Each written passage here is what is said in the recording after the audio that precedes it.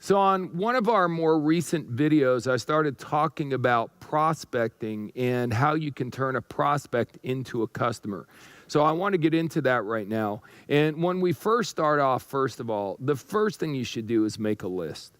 Okay, and anyone who's telling you in our business you shouldn't make a list, that you should deal with cold market, I guarantee you that's someone who wants to sell you leads, because that is the most ridiculous thing in the world. I remember years ago seeing Tom Hopkins, one of the most highly regarded sales trainers in the world. He made it crystal clear. It's math. It's real basic.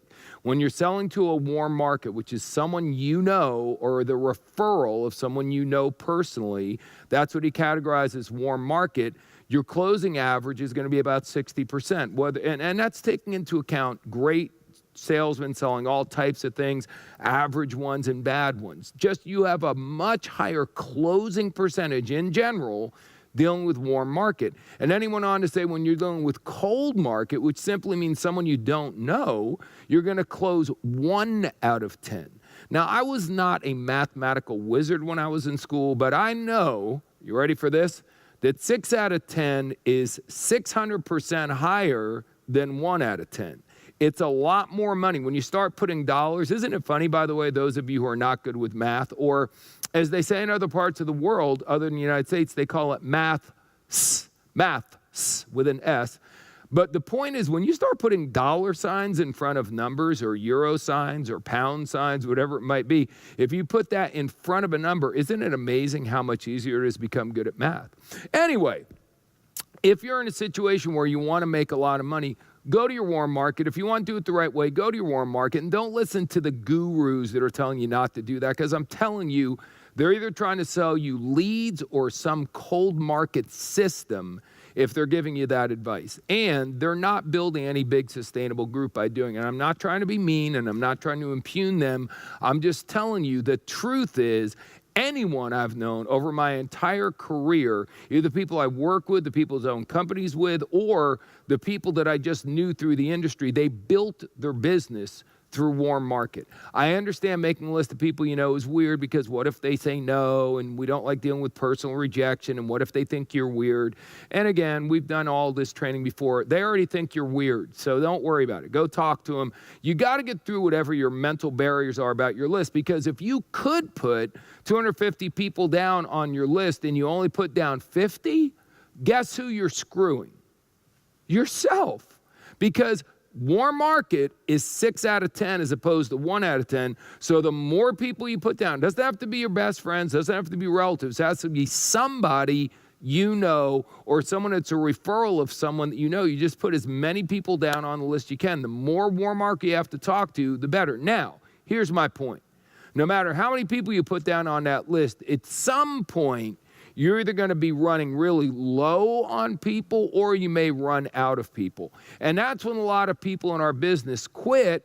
They don't want to quit, but they quit because they have no one else to talk to. They really want the biz to work, but they just sort of sit there and do nothing and sort of wait for people to walk up to them and say, excuse me, are you selling a weight loss product? Because I'm a psychic friend, and you're throwing off a weight loss vibe. Do you have a business opportunity attached to selling weight loss?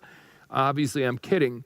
But the point is, if you don't go make something happen, that's something I shared on an earlier video. It's up to us to make something happen. I love when people say, I'm waiting for my ship to come in. Well, why don't you jump in the water and swim to your ship? It's up to us to make things happen. We cannot think like an employee and be passive. We are the business owner. We've got to make it happen. So when you go through your list and you're running low or you're out, now we need to start doing some cold prospecting. It's another area where people feel weird. Now, let me share this with you.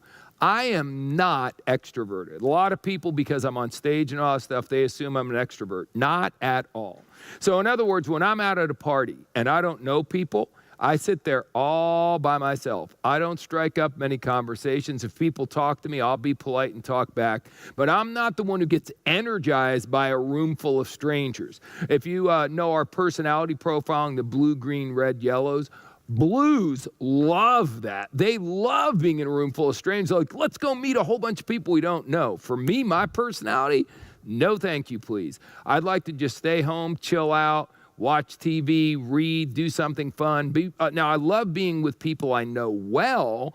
That's great. So if we go out 4 or 5 people and I know everyone, well, I can be the life of the party. But if I'm in a party, I don't know anyone, I'm not the life of the party at all. I just kind of sit there. I'm introverted.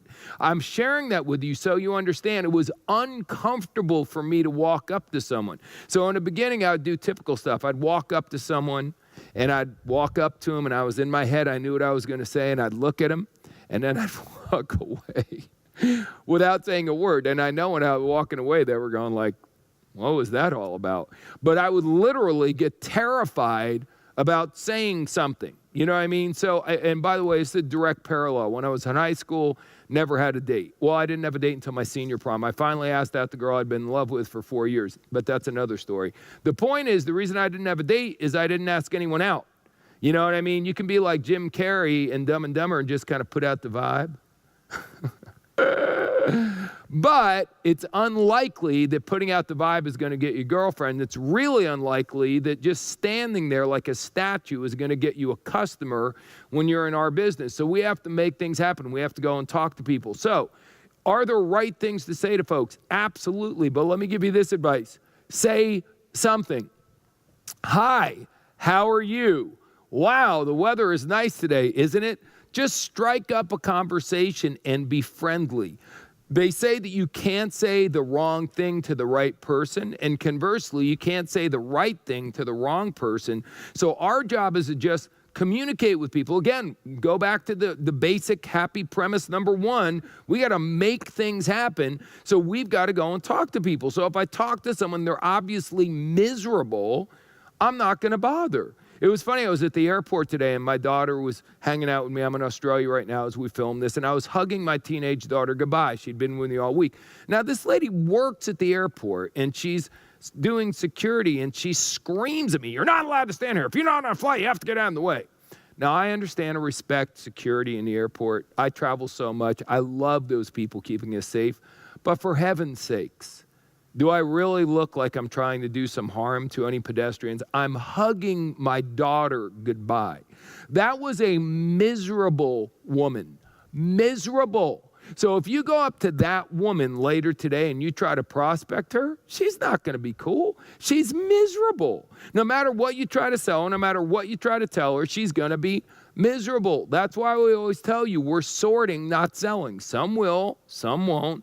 So what? So you talk to people. If they're friendly and they talk back, great. If they're not very friendly, move on. Stop getting emotionally attached to people who you just looked at. That'd be like going on Facebook if you're single, seeing a girl's picture and falling in love with her. What kind of an idiot would do that? By the way, a lot of people doctor those pictures. They use stuff like Facetune and so on and so forth, guys and girls. That's a whole nother subject. But for the time being, all I'm saying is you got to get to know somebody. You can't fall in love with a prospect from afar. And it's not just, a lot of times people have people on their list. Oh my gosh, George, he'd be amazing. If George did this, he's going to be great. He's going to be the top level in the company.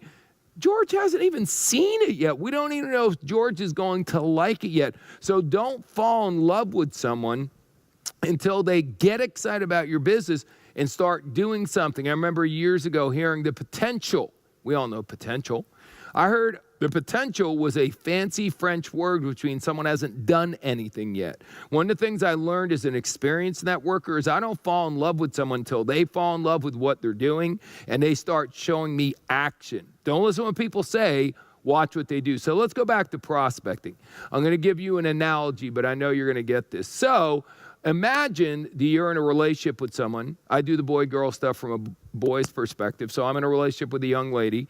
And I've been in a relationship for a long time. So if I want to go home and kiss her, it's easy. I mean, we've kissed thousands of times, no big deal. Even if I want to be intimate with her, odds are that's going to be cool because we've been together for a long time. Now, if I'm not dating someone and I meet someone and I want to kiss her or be intimate with her, would you agree it's going to be inappropriate if I just walk up to her and start kissing her, or heaven forbid, trying to be intimate with her? That would, of course, be ridiculous. So imagine, keep that in the back of your mind as an analogy. So now I'm going out and I haven't talked to someone in years and years. I haven't talked to someone for 15 or 20 years.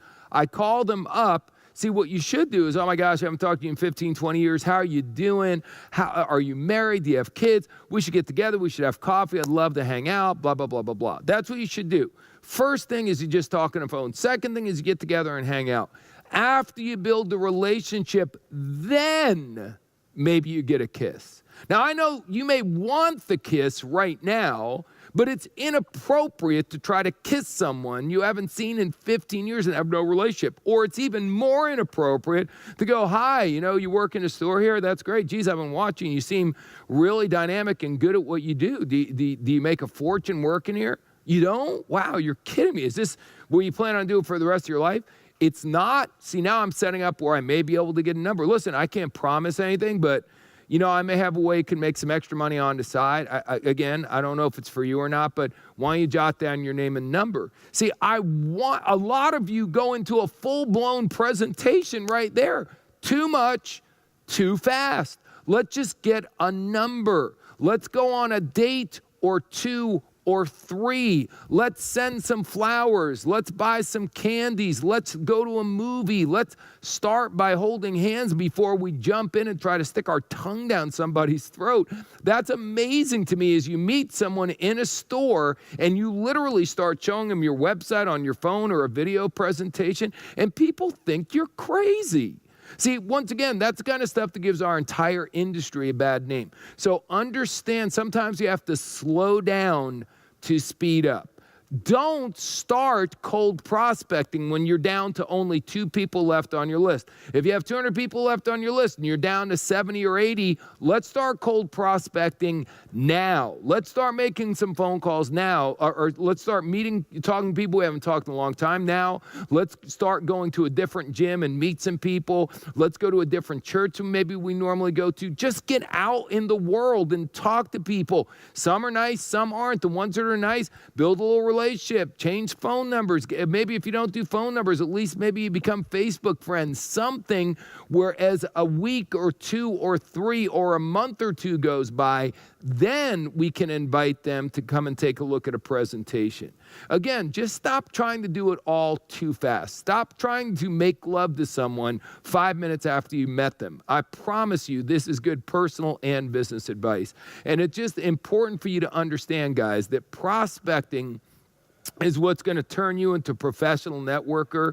I cannot tell you how many people have had their career end because their list ran out. You don't want your career to end. I don't know of any great networker. I don't know of any networker makes a ton of money who their career ended when their list ran out. By the time your list runs out, you need to learn how to become a professional prospector, meet people, develop relationships, and then eventually be able to show them a presentation to turn them into a customer, potentially a rep, whatever the case might be. But quit trying to do too much too fast.